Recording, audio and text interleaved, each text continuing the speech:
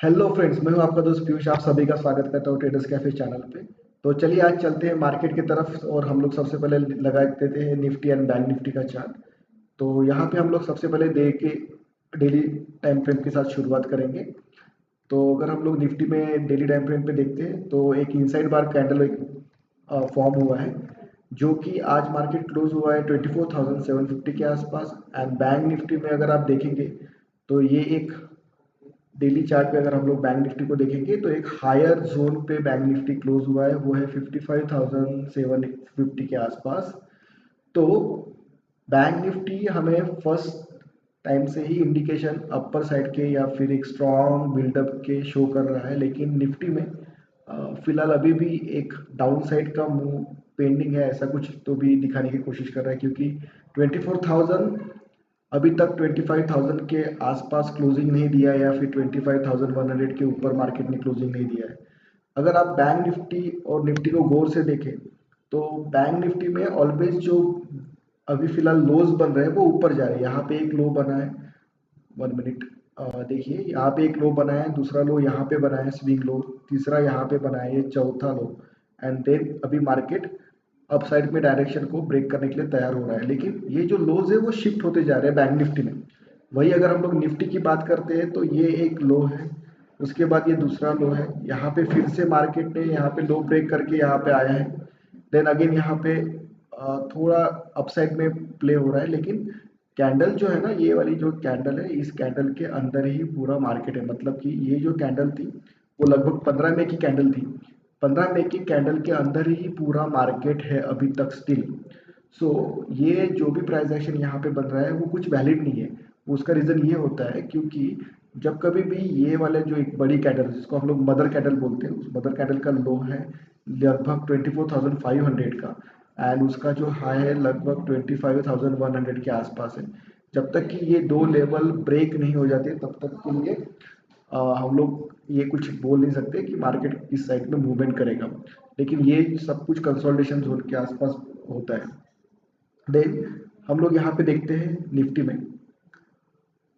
Nifty में अगर हम लोग चलते हैं 15 मिनट के टाइम फ्रेम के ऊपर, तो 15 मिनट के टाइम फ्रेम में लगभग आपको जो रेजिस्टेंस मिल रहा है वो 24,950 के आसपास मिल रहा है, और जो सपोर्ट मिल रहा है वो 24,700 के आसपास आपको यहाँ पे सपोर्ट दिख रहा है। अगर हम लोग 5 मिनट में चलते हैं तो 5 मिनट में आज का दिन इस तरीके से रहा है कि मार्केट में 30 तारीख को एक कैंडल बनी है जो कि एक डोजी फॉर्मेट में है। उसका अगर हम लोग हाई और लो को मार्क करते हैं, यहाँ पे ये एक हाई और ये एक लो को मार्क करते हैं, तो मोस्ट ऑफ द टाइम हम लोग इसी तरीके से ट्रेड लेते हैं कि अगर इसका हाई ब्रेक होता है तो हम लोग अपसाइड के लिए ट्रेड लेते हैं। आज यहाँ पे एसएल हंटिंग हुआ है हमारे साथ भी, जस्ट बिकॉज हम लोगों ने अपसाइड के लिए प्लान किया था।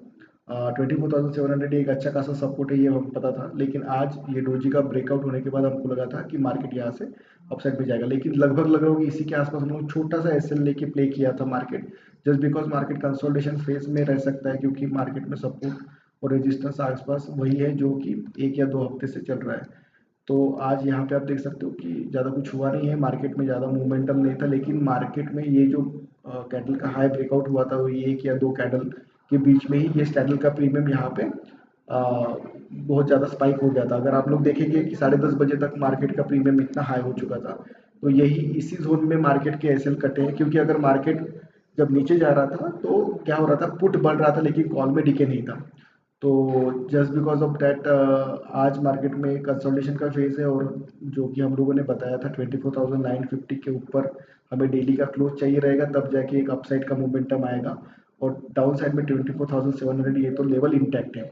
मंडे के लिए भी सेम हमारा कॉन्सेप्ट सेम व्यू रहेगा। अगर मार्केट इसके बीच में कहीं पे ओपन होता है तो हम लोग कंसोलिडेशन की स्ट्रैटेजीज को भी प्ले करेंगे, यही हमारा रेजिस्टेंस और यही सपोर्ट होगा। ओपन इंटरेस्ट का ज़्यादा चेंज हुआ नहीं है, यही सेम ओपन इंटरेस्ट अभी भी वहीं पे बिल्डअप हो गए हैं। और अगर मार्केट गैप डाउन होता है तो हम लोग ये देखेंगे कि एक 24,700 का एक रेजिस्टेंस, मतलब कि आपको पता है कि अगर हम लोग गैप डाउन होते हैं, यहाँ पे अगर मार्केट गैप डाउन होता है तो हम लोग आसपास यहाँ पे 24,700 का एक रेजिस्टेंस के लिए प्ले करेंगे। उसके बाद हम लोग डाउन साइड के लिए जा सकते हैं, 24,500 ये हमारा सपोर्ट का लेवल होगा।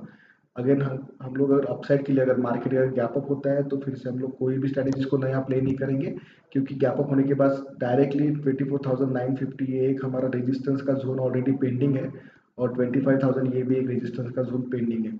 अगर मार्केट गैप डाउन होता है या फिर वहीं पे ओपन होता है तो हमें एक अच्छा खासा प्राइजेशन देख के शॉर्ट करने का चांस मिल सकता है अपसाइड या डाउन साइड के लिए। लेकिन डाउन साइड काफ़ी रिस्ट्रिक्टेड है और अपसाइड में 24,900 या 950 ब्रेक होने का हम लोग वेट करेंगे। तो मिलते हैं मंडे को। तो please do like share and subscribe. हम लोग को आप ऐसे ही प्यार देते रहिए और तब तक के लिए take care and bye bye. Thank you.